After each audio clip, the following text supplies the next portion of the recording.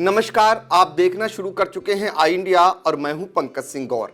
और आज आई इंडिया के स्टूडियो में खास मेहमान हैं।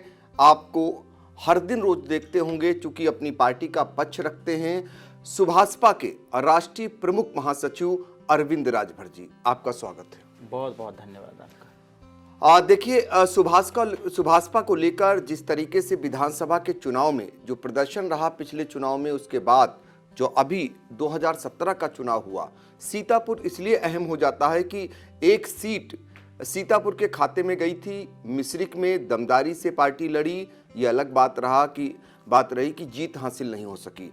अब 2024 में चुनाव होने जा रहे हैं लोकसभा के। ऐसे में पार्टी का स्टैंड क्या होगा? अकेले लड़ेगी या गठबंधन से लड़ेगी? कैसे आप बेहतर प्रदर्शन करेंगे? सबसे पहले तो मैं आपके सभी दर्शकों को बहुत बहुत बधाई देता हूँ, शुभकामनाएं देता हूँ। और देखिए, राजनीतिक दौर है। रही बात 2024 चुनाव, लोकसभा चुनाव की, तो 2024 लोकसभा चुनाव का प्रिपरेशन हम लोग पहले से ही करते चले आए हैं। सुहेल देव भारतीय समाज पार्टी संगठन पर विश्वास करती है और संगठन पर विश्वास करके वो संगठन के दम पर ही चुनाव लड़ने का पूरा प्रयास करती है। 2024 चुनाव के पहले नगर पंचायत का भी चुनाव है।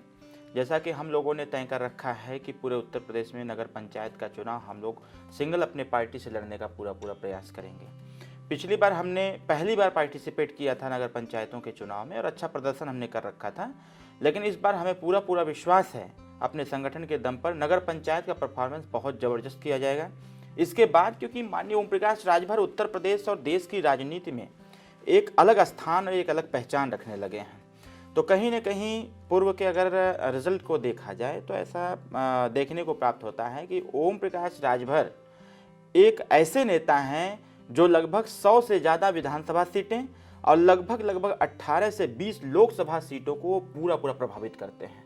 तो ये हमारी पार्टी और हमारे नेता आने वाले लोकसभा चुनाव में बड़ी राजनीतिक पार्टियों के लिए बहुत बड़ी चुनौती बन करके वो दिखेंगे और उस चुनौती को जो पार्टी स्वीकार करेगी उसके लिए हम खड़े रहेंगे। बिल्कुल, चुनौती को आप स्वीकार करेंगे। एक बात बताइए कि पिछली बार लोकसभा के चुनाव में आपका भाजपा से गठबंधन हुआ था और फिर उसके बाद समाजवादी पार्टी से हुआ। अब ऐसी स्थिति में फिर से क्या भाजपा की तरफ आप बढ़ना, झुकाव आपका देखा जा रहा है? क्या माना जाए, भाजपा से आने वाले लोकसभा चुनाव में गठबंधन होगा?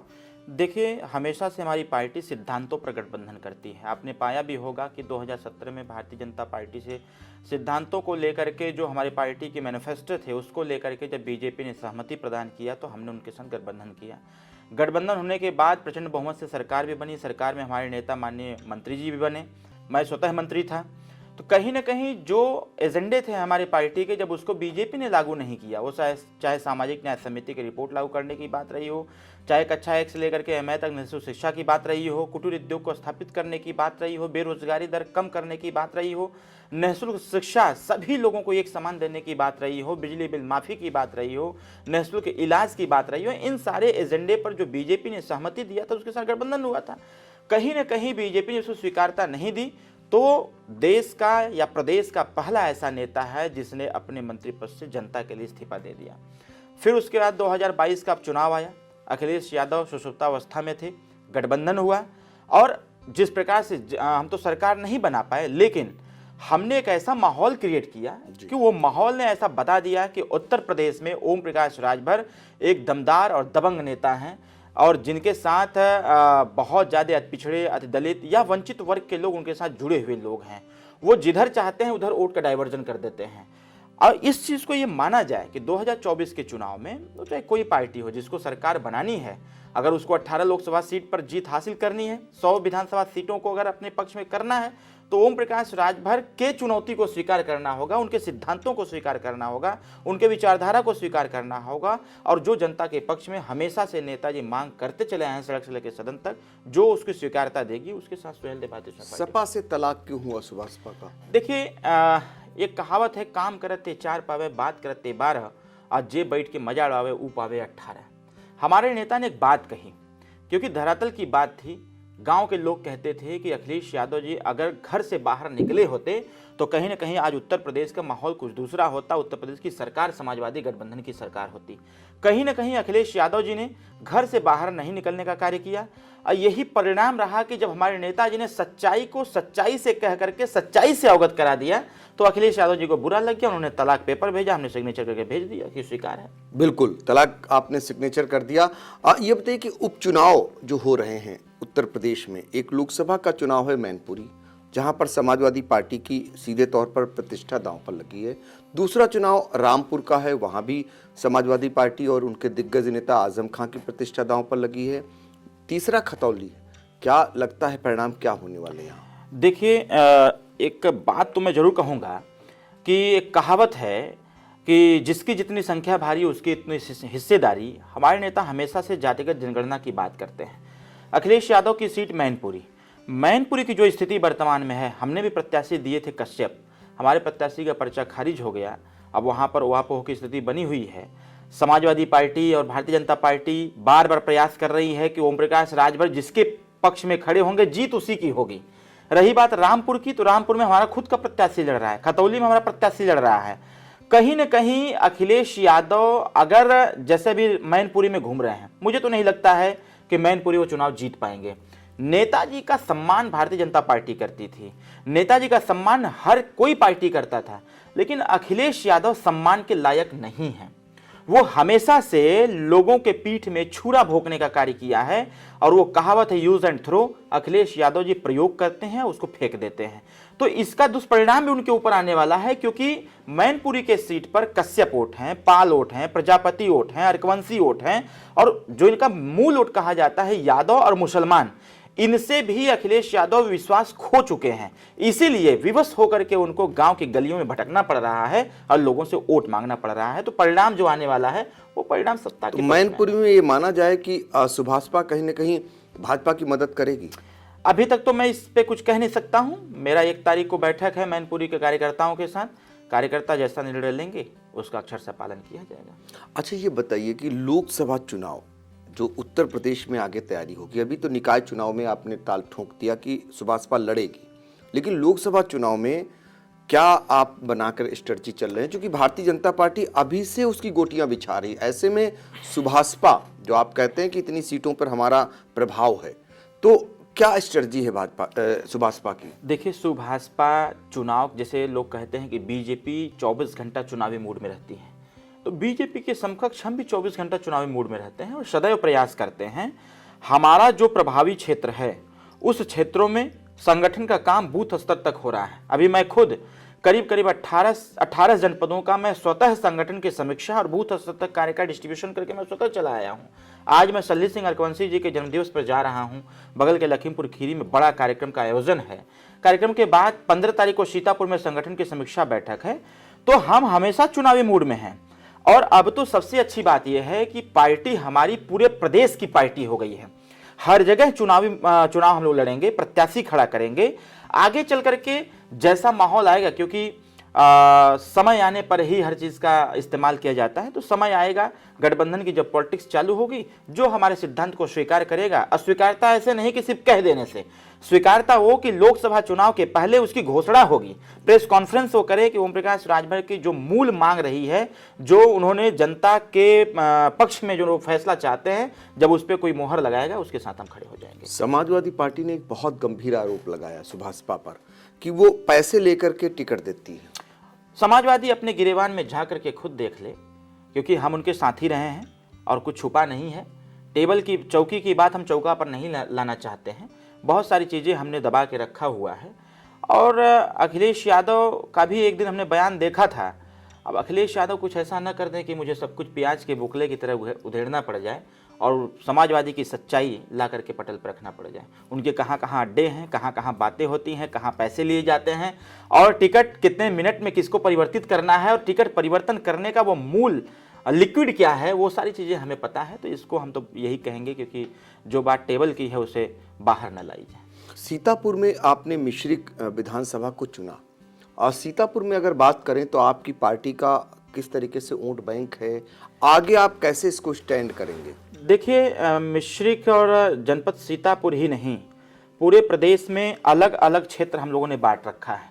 प्रदेश को 4 भागों में बांटा है और उन 4 भागों में जो हमारे पार्टी को चलाने का जो मूल एक प्रकार से आधार है वो है जिसको कोई नहीं पूछता है, उसको हम लोग पूछते हैं। आपके लखनऊ से जब हम बढ़ते हैं इधर लखीमपुर खीरी, सीतापुर, पीलीभीत, हरदोई वगैरह बढ़ते हैं तो यहाँ हमारा जो कोर वोट है वो अर्कवंशी है, उसके बाद कश्यप है, निषाद है, फिर उसका रजवार है, राजवंशी है।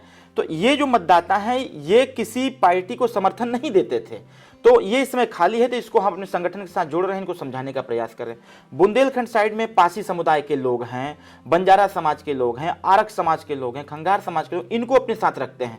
पश्चिमांचल में बढ़ेंगे तो पाल, प्रजापति, कश्यप है, इसको अपने साथ रखते हैं। भार्गव है, अपने साथ रखते हैं।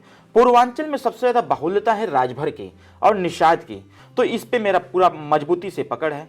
तो हम लोगों ने जो प्रदेश को 4 भागों में बांटा है वो अलग अलग सिनेरियो तैयार करके हम लोगों ने बांटा हुआ है और कहीं ना कहीं इसका परिणाम भी हम लोगों को मिल रहा है। बहुत ही मजबूत संगठन कम समय में बन करके निकला हुआ है। निषाद पार्टी के राष्ट्रीय अध्यक्ष संजय निषाद जो पार्टी में इस समय सरकार में मंत्री भी हैं, और वो आपके पिता और आपकी पार्टी के राष्ट्रीय अध्यक्ष ओम प्रकाश राजभर को बड़े भाई भी कहते हैं और कई बार कटाक्ष भी करते हैं, उनको कहाँ पाते हैं आप? देखिए, संजय निषाद जी तो अगर देखा जाए उनका राजनीतिक थोड़ा सा बैकग्राउंड देखा जाए तो अब उनकी पार्टी नहीं रह गई है, क्योंकि उनके दोनों बेटे भाजपा से, एक सांसद और एक विधायक, और वो तो आत्मसमर्पण कर चुके हैं, क्योंकि वो तो अपने भाषणों में कहते हैं कि हमारे भगवान तो नरेंद्र मोदी जी हैं, हमारे भगवान तो ये योगी आदित्यनाथ जी हैं, जबकि उनके भगवान तो गुरुराज निषाद जी हैं। उनके भगवान तो उनके जो आराध्य हैं वो हैं। वो ये कहते तो इसका प्रभाव समाज पे पड़ता। उनके स्टेटमेंट से ही ये साबित हो गया कि निषाद पार्टी समाप्त हो चुकी है और डॉक्टर संजय निषाद जी भारतीय जनता पार्टी को समर्पित कर चुके हैं अपनी पार्टी। केशव देव मौर्य, क्या वजह है कि केशव देव मौर्य हमेशा हमलावर रहते हैं ओम प्रकाश राजभर पर? वो इसलिए हमलावर रहते हैं क्योंकि ओम प्रकाश राजभर एक ऐसा ब्रांड है कि वो उस ब्रांड का नाम लेकर के खुद ब्रांड बनना चाहते हैं। तो माननीय नेताजी के ऊपर जो हमलावर वो रहते हैं, तो उसके पीछे बस यही एक मूल कारण है कि जब तक वो माननीय नेताजी का नाम नहीं लेंगे ओम प्रकाश राजभर जी का, तब तक वो ना तो चैनल पे आ पाएंगे, ना तो फेसबुक पर, ना तो व्हाट्सएप पर। बस यही कारण और कोई कारण नहीं है, क्योंकि विचार कुछ है नहीं उनके पास और काम करने का कोई धरातल जमीन भी नहीं है और न ही कार्यकर्ता हैं, सिंगल चेचिस के और सिंगल पर्सन हैं। तो मीडियम बने रहने के नेताजी का नाम जरूरी है उनके लिए, तो हम तो कहेंगे कि वो लेते रहे नाम। बिल्कुल। आखिरी सवाल ये है कि आपने कहा कि जो नीतियों के अनुसार आपसे गठबंधन होगा, जिसका भी होगा, अब समाजवादी पार्टी का क्या कभी भविष्य में सुभाषपा का गठबंधन होगा कि नहीं? राजनीति में एवरीथिंग इज पॉसिबल, सब कुछ संभव है। हो सकता है गठबंधन समाजवादी से हो जाए, अखिलेश यादव को हमारी विचारधारा फिर समझ में आ जाए, या फिर उनको अपनी गलती का एहसास हो जाए। हो सकता है जो समाजवादी को समर्थन करते हैं मतदाता, वो उनको समझा दें। जब उनको झटका पर झटका लग रहा है, जैसे भी तमाम उपचुनाव हारते चले आए हैं, जब वो मैनपुरी का भी चुनाव हार जाएंगे तब उनको झटका लगेगा कि नहीं, ओम प्रकाश राजभर की बात मान ली होती तो आज हम मैनपुरी भी जीत गए होते और सरकार भी होती। जिस दिन इसका एहसास उनको हो जाएगा, और हमको लगता है कि रास्ते भी बन जाएंगे। अच्छा, जब आप ये सवाल कर रहे हैं, जवाब दे रहे हैं, तो इसी से संबंधित है, कहाँ पर कमियां हैं अखिलेश यादव में, क्यों हार रहे हैं? देखिए, अखिलेश यादव में बहुत कमियां हैं। कमियों को गिनाना, उनकी अच्छाई कहेंगे तो 2-4 तो अच्छाई हो सकता है मिल जाए, लेकिन कमियों को तो अनगिनत कमियां हैं। तो मैं तो यही कहूँगा आपके चैनल के माध्यम से कि माननीय अखिलेश यादव अच्छे व्यक्ति हैं, बहुत सभ्य भी हैं, लेकिन पॉलिटिक्स में जो चीज़ें होनी, मैच्योरिटी जो होनी चाहिए वो नहीं है। माननीय मुलायम सिंह यादव के बेटे हैं वो, और माननीय मुलायम सिंह यादव अपने आप में धरती पुत्र नाम ऐसे थोड़ी पड़ा था। जमीन पर उतरते थे, वो जमीन पर सो जाते थे। मुख्यमंत्री रहते हुए तमाम ऐसे काम करते थे जो जमीन से जुड़ा हुआ काम था। कार्यकर्ताओं के संपर्क में रहते थे, विधानसभा, ब्लॉक और सेक्टर और बूथ इकाई तक बैठक लेते थे। तो इसलिए वो धरती पुत्र कहे गए। एक धरती पुत्र चला गया, दूसरा धरती पुत्र धरती पर है, जिसका नाम ओम प्रकाश राजभर है। मान लेते हैं अगर उनको अपने पिता से नहीं सीख लेनी है तो कम से कम ओम प्रकाश राजभर जी से सीख ले लिए होते। मुझे तब अच्छा लगा था जब अखिलेश यादव जी माननीय नेताजी का हाथ पकड़ कर उन्होंने ये कहा था कि हमको हमारा मार्ग प्रशस्त करने वाले और हमको रास्ता दिखाने वाले हमारे साथी मिल गए हैं ओम प्रकाश राजभर। इनसे ही सीख ले लेते कि चुनाव खत्म हुआ, विधानसभा 2022 का परिणाम निगेटिव आया, दूसरे दिन ही हमारा एक रैली लग गया था।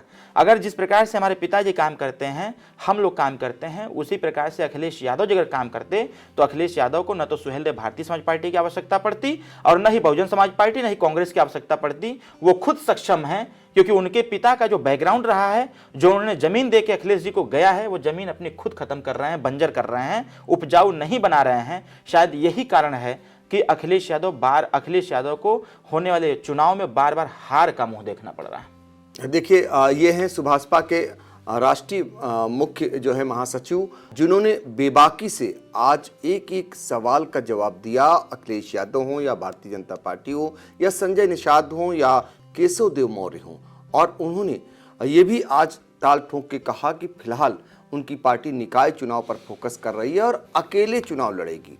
आप अंदाज़ा लगा सकते हैं कि किस तरीके से सुभाषपा जो है अपनी ज़मीन तैयार कर रही है और आने वाले दिनों में जब निकाय चुनाव में ताल ठोकेगी तो 2014 लोकसभा चुनाव का जो दंगल होगा वो कितना रोचक होगा, ये तो फिलहाल आने वाला समय बताएगा। आपने आई इंडिया से बातचीत की, आपका बहुत बहुत धन्यवाद।